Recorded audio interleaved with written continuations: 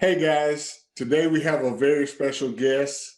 His name is Mike Glancy, and he's the head men's soccer coach at SUNY Maritime. That's State University of New York Maritime, for those like me who didn't know.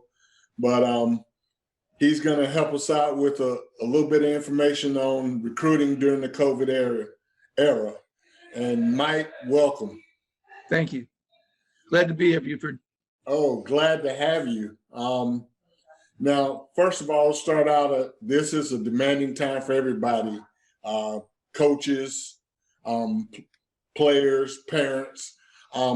As a coach, what has been the toughest thing for you to adjust to for COVID during this period of COVID?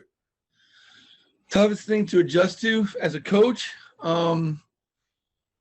not recruiting wise, being around campus and having to follow the procedures and protocols, keeping the players safe, doing what the school asks us to do to minimize transmission. And that's pretty much the toughest part. Social distancing while playing sports is not easy. Our players have to wear their masks during practice. They're not too happy about that. That's the toughest part, I think, as put up from the player standpoint, from coaching and standpoint. It's managing that is the toughest part, I think.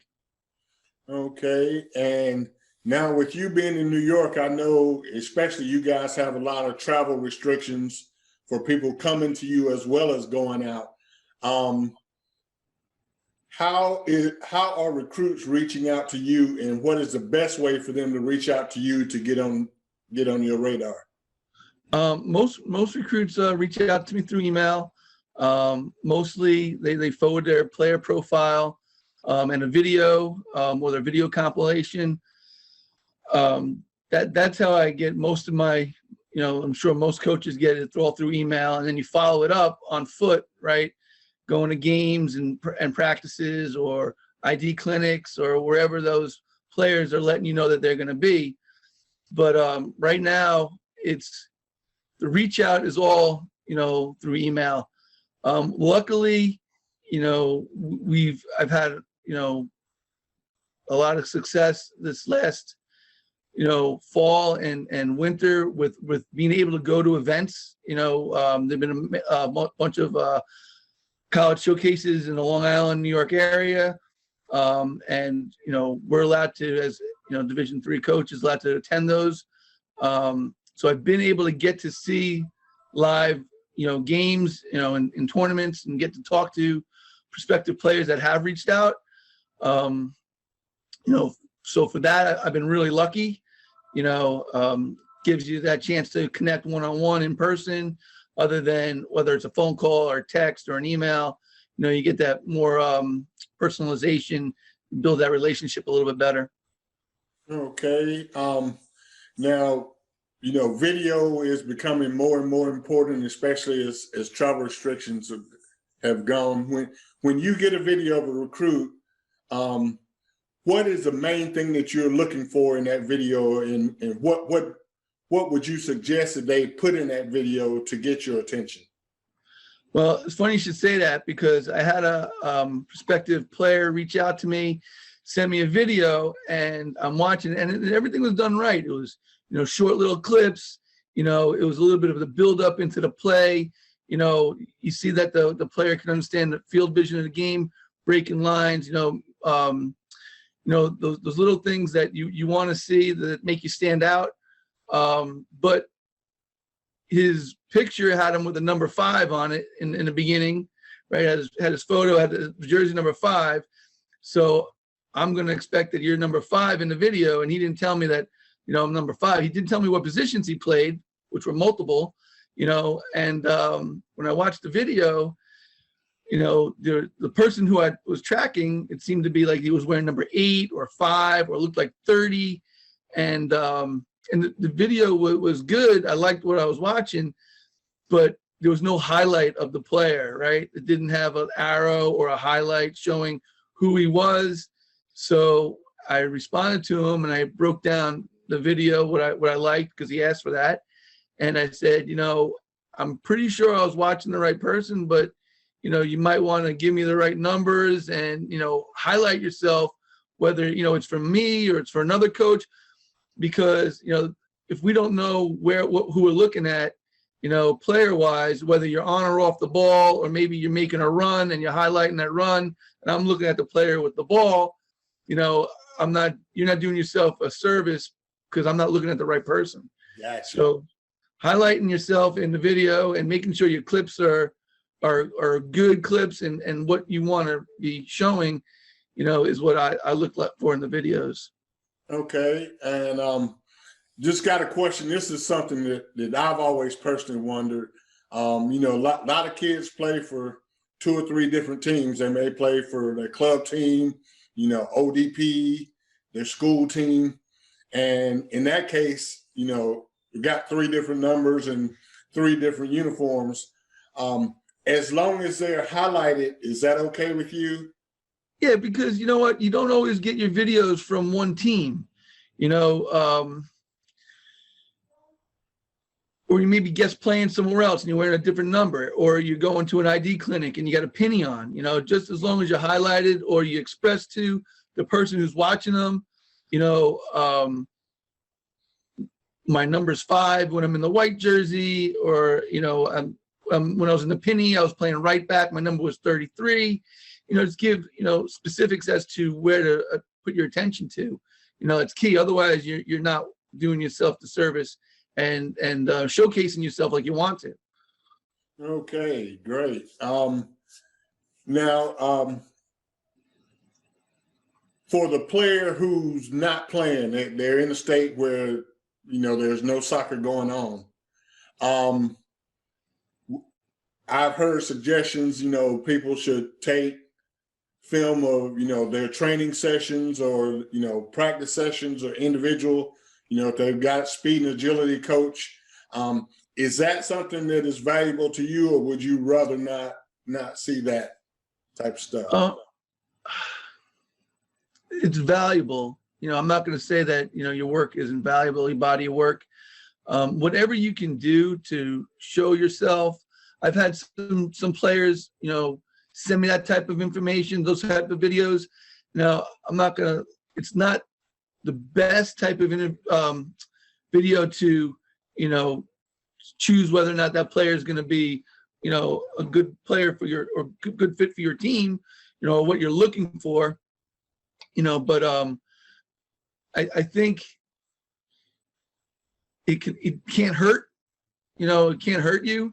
You're reaching out to coaches, and depending on how far out you are to, graduation, I think for somebody closer, like 2021s, there's still time.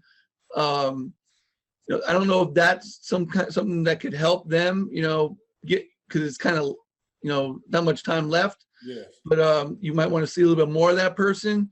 But somebody, like a sophomore or a junior right now that's in the process, and they're trying to get on a coach's radar. Hey, coach, this is what I have. This is me doing X, Y, or Z drill or agility. Or if you're a goalie, I've had goalies send me good goalie,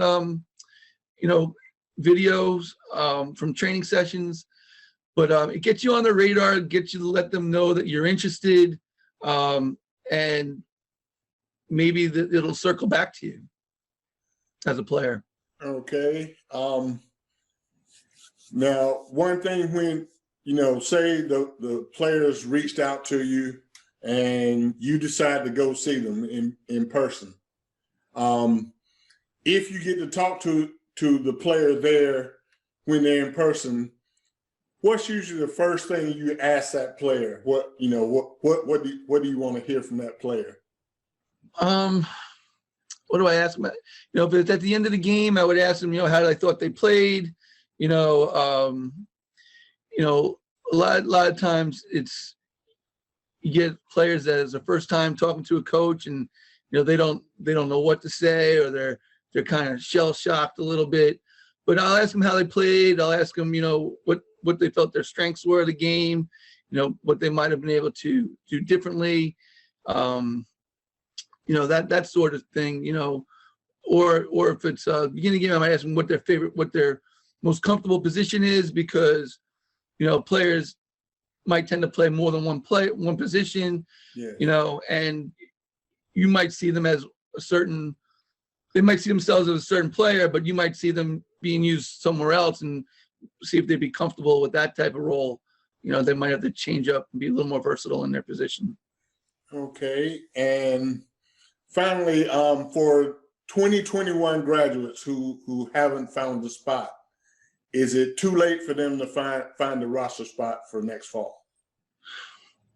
I don't want to say it's too late. A lot of colleges might have rolling admissions. My college, SUNY Maritime, doesn't. We usually have, it's just been extended, but our application deadline is usually January 31st, but we've been pushed off to March now. So, for a school that doesn't have a rolling admissions, there is a time where it might be too late for you for that school, right? You won't be able to apply. But it all depends on coaches' needs. I really like to look, at players as athletes, and I might not need a striker or a center back, but if you're a really good soccer player, and you want to come to my school, I could find a spot for you if you're looking, to change your role a little bit, or wait till somebody graduates. You might be, a right midfielder, but I need a right back, and if you can fill that role, you might have more of a chance of playing more as an incoming freshman or a sophomore. But yeah, no, I don't think it's too late. I think in certain cases it might be, but I don't think it is overall. Okay. Well, Mike, I know you're busy, and I certainly appreciate you spending some time with us. You gave us a lot of valuable information, and I hope a lot of parents in the group are taking notes for what Mike said, because we all want our kids to play at the next level if they so choose. Yeah. Mike, I certainly appreciate you coming in. I appreciate you being part of the group. Hey, I'm happy to be here, Buford. It's the group's a lot of fun, and I much as I try to give some information out sometimes, I enjoy seeing what parents are going through. I'm a parent. I have a son going through the recruiting process now. He's a junior, like your son is. I have a son that just finished the recruiting process, decided not to play, broke my heart. But I'm familiar with that. I know you are. And it's not, as a parent, it's not easy when your son, who's been, grinding all these years, and they play at such a high level and they got such talent, decides that they want to hang them up. You got to eat a little bit of pie on those, because it's their lives and they got to live with it, and they got to enjoy themselves. So he made a great decision. He's happy where he is. I can't, fault him for his decisions. I'm proud of him. I'm happy for him. That's what matters. And like I say, I really appreciate you coming and talking to us. And I'll be trying to check out some of your games whenever you get to play again. I don't know. Yeah, they're live streamed. They're live streamed, so you can log in and watch them. All right. Well, Mike, I appreciate it. You have a great day, and we'll be talking with you in the group. You too, Buford. Thank you very much. Thank you.